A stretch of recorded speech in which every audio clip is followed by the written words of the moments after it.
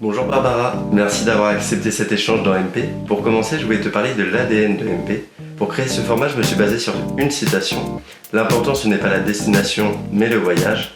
C'est pour ça qu'aujourd'hui, nous allons parler du tien, de ton voyage professionnel, celui qui t'a permis d'en arriver à ce jour. Pour commencer notre échange, j'aimerais savoir ton état d'esprit du moment sur le monde professionnel. Bonjour Maxence, merci de ton invitation. Écoute, qu'est-ce que je peux te dire aujourd'hui sur le monde professionnel? C'est un monde qui est compliqué, il n'y a rien qui est facile, que ce soit pour les candidats, que ce soit pour les entreprises, que ce soit pour toutes générations confondues. Maintenant, il faut s'accrocher et si on fait ce qu'on aime, on va y arriver. Et on va revenir un petit peu sur le début. Peux-tu nous parler de tes études? Quel cursus tu as choisi?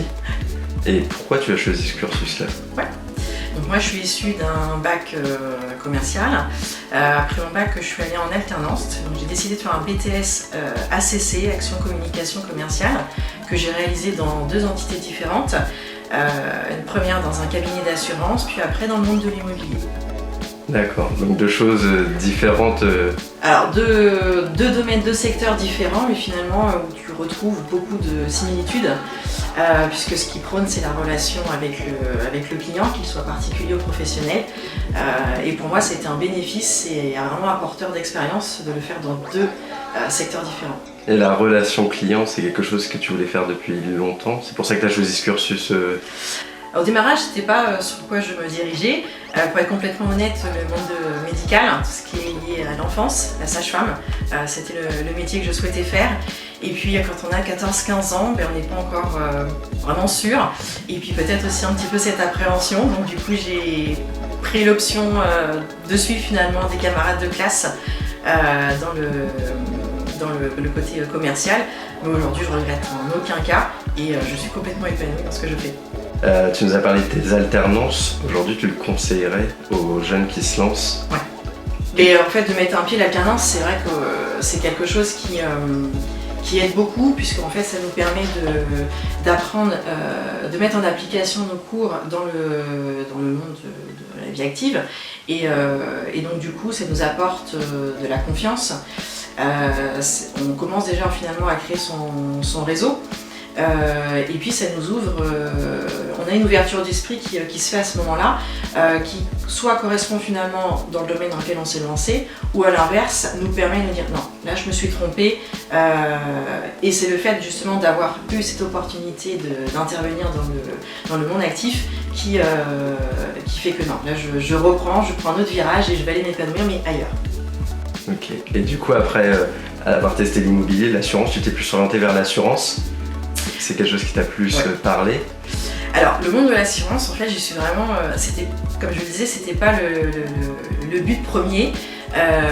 Mon expérience dans l'alternance, dans le monde de l'assurance, m'a permis donc d'allier le contact, le relationnel dans sa généralité, et les assurances, en fait, m'ont permis de pouvoir autant traiter des sujets qui sont propres à l'humain. Leur cocon familial, mais également dans leur activité professionnelle. Et donc du coup allier tout ce qui est assurance de personnes, assurance de biens, je me suis dit c'est les assurances, parce que la banque c'était vraiment à ce moment-là restreint que aux produits financiers, alors que les assurances étaient déjà axées sur les deux domaines. D'accord, donc après tu as fait un an dans une grande entreprise de distribution. Qu'est-ce qui fait qu'au bout d'un an, on décide de partir et d'aller dans une autre entreprise? Alors, je suis quelqu'un qui aime bien se challenger. J'ai décidé d'arrêter sur la grande distribution, puisque finalement c'est un univers qui est dur, qui est très formateur. Mais moi, en fait, ce qui m'a fait partir, c'est le côté trop enfermé, du fait que ce soit que la lumière artificielle au quotidien. Moi, j'ai besoin de voir la lumière du jour, j'ai besoin de bouger, être autant d'intérieur en extérieur, et donc du coup, voilà, donc comme un accord, on est parti, enfin je suis partie, mais j'ai grandement appris de cette expérience. Le monde de la grande distribution, c'est très très très formateur. Et ensuite, tu as enchaîné en tant que conseiller en assurance dans un autre groupe, et là, tu as fait 16 ans d'entreprise. Ça a été une de tes plus longues expériences? Oui, alors effectivement ce grand groupe qui m'a ouvert les portes m'a permis en fait de progresser.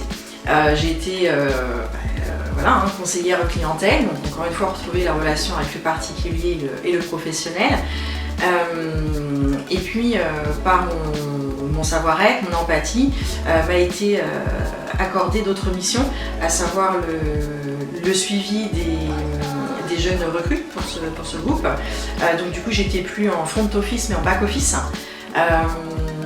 Et j'ai également eu l'opportunité de gérer des alternants. Donc là du coup je me suis retrouvée quelques années passées, je me revoyais à leur place, et donc du coup comme moi ça a été très bénéfique et formateur cette alternance, j'ai mis tout à profit mon expérience pour les aider. Et donc voilà, et puis après un peu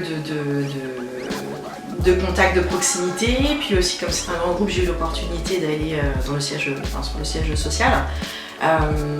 Donc voilà, pourquoi j'y suis restée autant, c'est parce que finalement pendant ces plus de 16 ans j'ai occupé différents postes et voilà, quand on s'y plaît, on donne envie aux autres et les autres nous donnent la chance. J'ai le sentiment, parce qu'une fois t'as fait 16 ans là-bas, t'as grandi là-bas, etc. Au bout de 16 ans, t'as pris un virage et t'es devenue indépendante. Oui. Pourquoi passer du salariat où il y a un confort de vie à l'indépendance où c'est peut-être un peu plus rude? Alors effectivement, c'est pas quelque chose, c'est une réflexion qui se mène sur plusieurs mois. Comme beaucoup de personnes, la crise Covid est passée par là.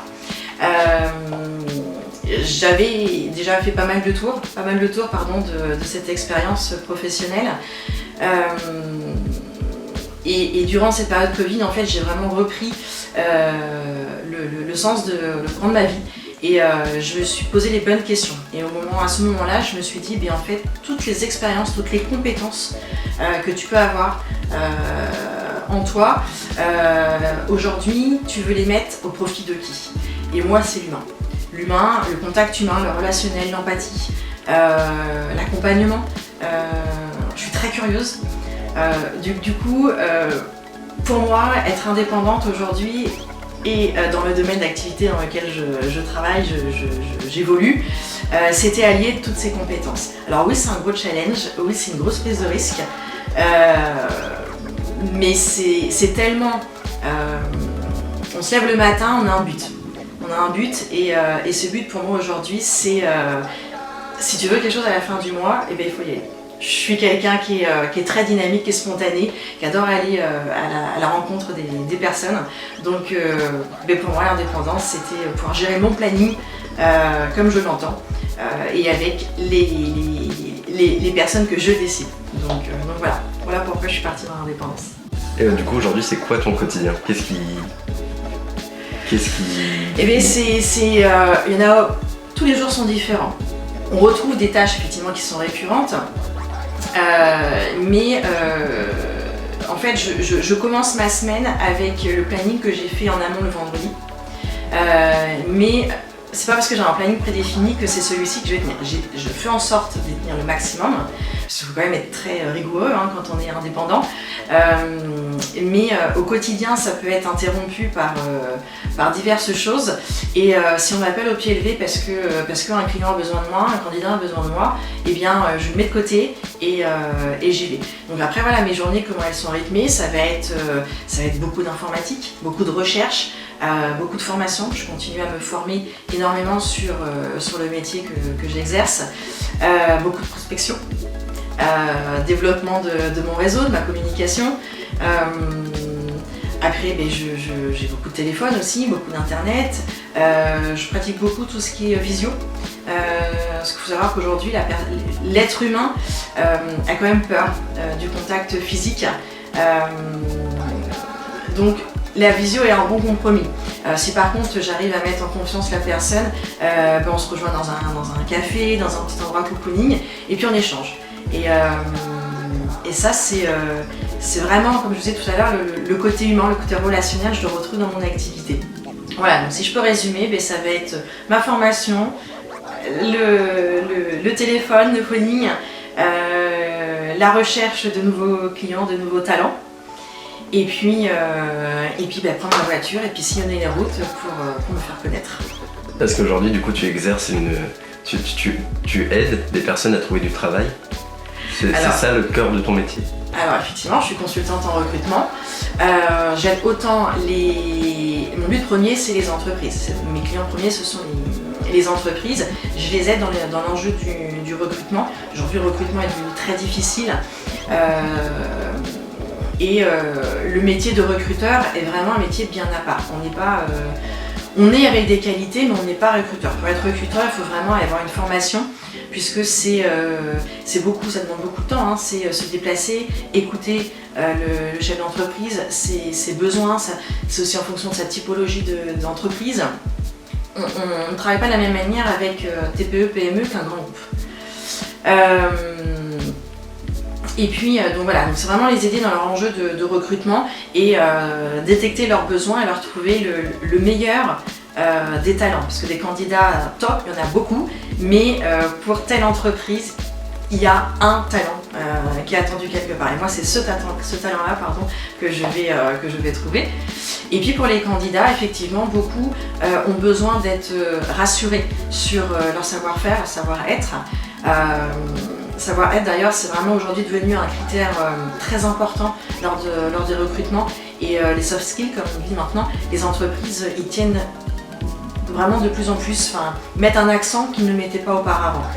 Et donc du coup, ces candidats, effectivement, ils viennent à moi par les réseaux, ils m'ont trouvé, ou par bouche à oreille. Et voilà, je leur donne un rendez-vous dans un lieu qui vont les mettre en confiance. Et je vais les écouter, je vais les aider à leur mettre à jour leur CV, leur lettre de motivation, et pourquoi pas les accompagner pour aller faire un entretien.